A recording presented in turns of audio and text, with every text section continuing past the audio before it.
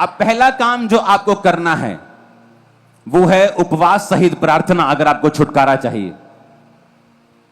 कितने मेरी बात को समझ रहे हैं? अगर आपको छुटकारा चाहिए तो क्या करना है आपको? उपवास सहित। अगर मूसा, अगर शाऊल, इसको परमेश्वर ने बख्शा नहीं और परमेश्वर ने कहा देख वो प्रेयर कर रहे हैं, तुझे वहां जाना होगा, वो शाऊल प्रार्थना कर रहा है और तुझे वहां जाकर उस पर हाथ रखना होगा, और वचन कहता है परमेश्वर ने उसे छुड़ाया।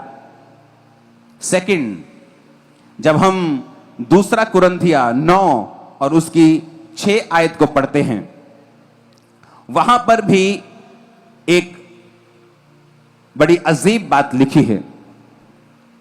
उसमें लिखा है, परंतु बात यह है जो थोड़ा बोता वो थोड़ा काटता है, और जो बहुत बोता है वो बहुत काटता है।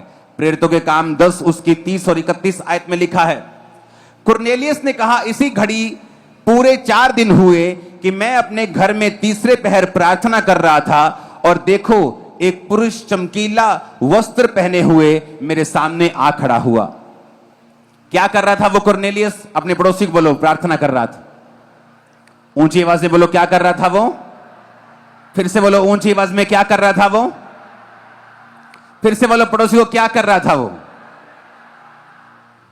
हिलो मत, बारिश में बैठ जाओ, तुम मोम के नहीं हो, पिघलोगे नहीं तुम, ना ही बह जाओगे।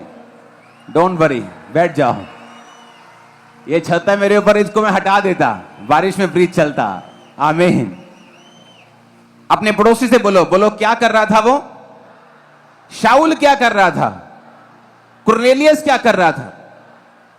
अब जब शाऊल की लाइफ में हीलिंग आई तो कैसे आई? प्रेयर के द्वारा और फास्टिंग के द्वारा। अब बाइबल कहती कुरनेलियस भी जब तीसरे पहर प्रार्थना कर रहा था तो एक दूत उसके सामने खड़ा हुआ, तो क्या कहा उसने?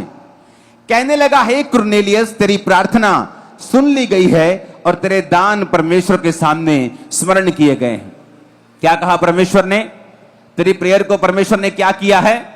सुना है, और तेरे दान परमेश्वर के सामने क्या किए हैं? याद किए गए हैं। 2 चीजें अगर विश्वासी की लाइफ में नहीं हैं, पहला प्रार्थना, दूसरा दान। पहला उपवास सहित प्रेयर, दूसरा बोना, दान, टाइथ, ऑफरिंग।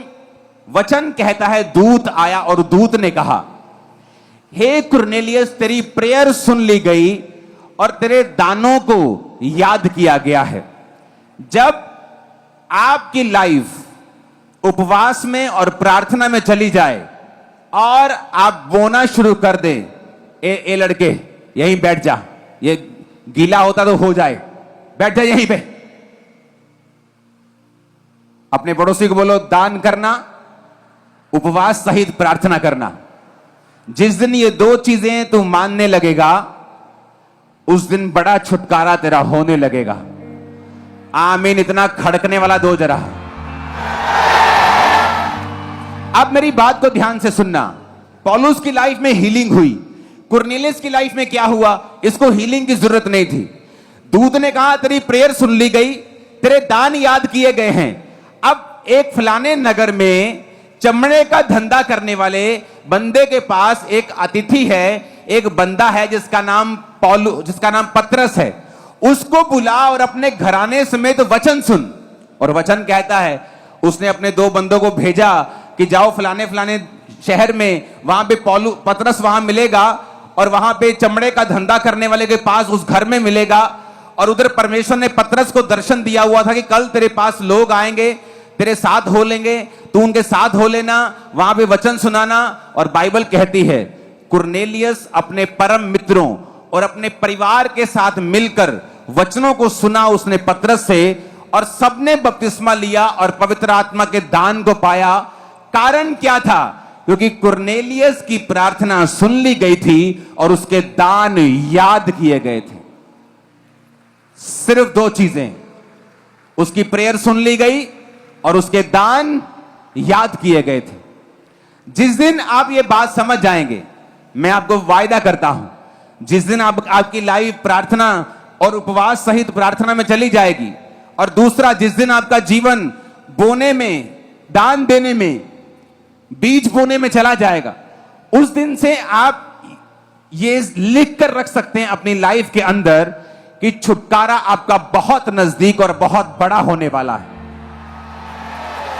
अब जब एक व्यक्ति दान देता है तो वचन क्या कहता है? एक परमेश्वर ने रूल बनाया था जो उत्पत्ति 8 और उसकी 22 में लिखा है। परमेश्वर ने कहा, अब से जब तक पृथ्वी बनी रहेगी, बोने और काटने का समय, ठंड और तपन, धूप काल और शीतकाल, दिन और रात निरंतर होते चले जाएंगे। परमेश्वर ने कहा जब तक पृथ्वी बनी रहेगी, बोने और काटने का जो समय है, यानी बोने और काटने का जो सिद्धांत है, वो बना रहेगा पृथ्वी के ऊपर।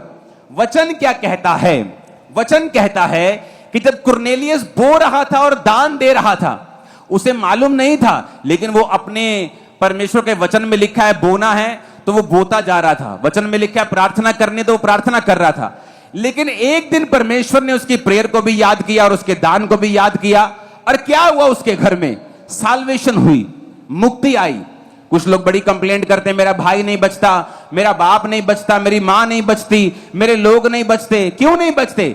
आपकी लाइफ में दो चीजें होनी चाहिए, एक उपवास सहित प्रार्थना, और दूसरा बीजों को बोना, दान को देना, टाइथ को देना। अगर ये दो चीजें आपकी लाइफ में हैं तो वचन कहता है उद्धार आया कुरनेलियस की लाइफ में और हीलिंग आई पौलुस की लाइफ में। तो उद्धार भी आपकी लाइफ में होगा और हीलिंग भी होगी यीशु मसीह के सामर्थी नाम में। और मैं इस वचन को जब आप पूरा करेंगे, मैं आपको भविष्यवाणी दे रहा हूं, मैं आपके परिवार में हीलिंग को होता हुआ, बड़ी हीलिंग को होता हुआ देख रहा हूं, बड़े छुटकारे को आपकी लाइफ में होता हुआ देख रहा हूं। मैंने ऐसे लोगों को आते हुए देखा है जो मेंटरशिप के नीचे हैं या और भी विश्वासी हैं, चर्च के साथ जुड़े हुए हैं, चर्च में आते हैं, बोलते हैं हमने आपको इतने लाख का बीज देना है। मैं सोचता हूं परमेश्वर ये इतना बोते हैं। और जब मैं उनके लिए प्रार्थना कर रहा था तो थोड़े दिन बाद मुझे उनका मैसेज आया कि परमेश्वर ने हमारे लिए एक बड़े रास्ते को खोला है, एक बड़ा प्रोजेक्ट हम शुरू करने जा रहे हैं, ये करोड़ों का है। मैं बड़ा हैरान हुआ।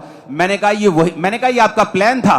कहते नहीं, हमने कभी सोचा भी नहीं सपने में, लेकिन जब हमने बीजों को बोया तो परमेश्वर ने हमारी बुद्धि को खोल दिया, आइडियाज परमेश्वर देने लग गया और हमने एक बड़ा प्रोजेक्ट खोला है। और परमेश्वर ने मुझसे कहा वो प्रोजेक्ट इतना कामयाब होगा कि जिस कारण वो बीज बो रहे थे वो भी छोटा हो जाएगा प्रोजेक्ट उसके सामने जो परमेश्वर ने देने वाला है। जब मैं कनाडा में था तो इस बार मैं किसी पॉलिटिशियन से नहीं मिला। मुझे मीटिंग में, बहुत बड़ी बड़ी मीटिंग्स थी, बहुत टाइम लगा मीटिंग्स में, और उसके बाद मैं एक आइलैंड पे चला गया और वहां मैंने अपने परिवार के साथ एक समय को बिताया। तो मुझे अमेरिका से एक फोन आया जो एक व्यक्ति बिलियनर है। बिलियनर का मतलब होता है कि कम से कम उसकी लाइफ में 10-20 हजार करोड़ का वो मालिक है। जैसे एलन मस्क है, बिल गेट है, ऐसे ही वो व्यक्ति है, उसकी अपनी क्रिप्टो करेंसी, अपनी चीजें बहुत हैं उसकी। तो मैंने उनकी लाइफ में क्या नोटिस कर रहा था, उन जितने अमीर हैं अमेरिका के लोग हैं, अगर वो परमेश्वर में बड़े हैं, मैं क्या नोटिस कर रहा, चाहे वो बिजनेसमैन हैं, लेकिन बहुत से परमेश्वर के जो लोग हैं उनके आसपास रहते हैं, बड़ी सी चैरिटी है, बहुत से परमेश्वर के काम है जो वो करते हैं। आज से 20 साल पहले, 2004 की स्टडी है ये, कि आज से 20 साल पहले दुनिया में जितना इवेंजलिज्म होता था, 90% इवेंजलिज्म अमेरिकी लोगों के द्वारा और अमेरिकी बिजनेसमैन लोगों के द्वारा स्पॉन्सर होता था। और इसीलिए अगर आज आप अमेरिका में देखेंगे तो दुनिया में सबसे ज्यादा बिजनेस, सबसे ज्यादा बिलियनर, और अगर आप अमेरिका में जाएंगे तो सबसे ज्यादा बोने की जो स्पिरिट है वो आपको अमेरिका में मिलेगी। कनाडा में भी नहीं मिलेगी, इंग्लैंड में भी नहीं मिलेगी, कहीं नहीं मिलेगी, लेकिन अमेरिका में मिलेगी। सबसे ज्यादा बिलियनर्स अमेरिका में मिलेंगे। और पास्टर्स हैं आत्मा से भरे हुए जो बिलियनर्स हैं, विश्वासी हैं जो खुदा का काम करते हैं, बिलियनर्स हैं। परमेश्वर ने उनको बढ़ाया। कारण क्या? प्रेयर, और दूसरा बोना, परमेश्वर के राज्य के लिए, परमेश्वर के कामों के लिए। और परमेश्वर ने उन्हें इतना बढ़ाया और इतना बढ़ाया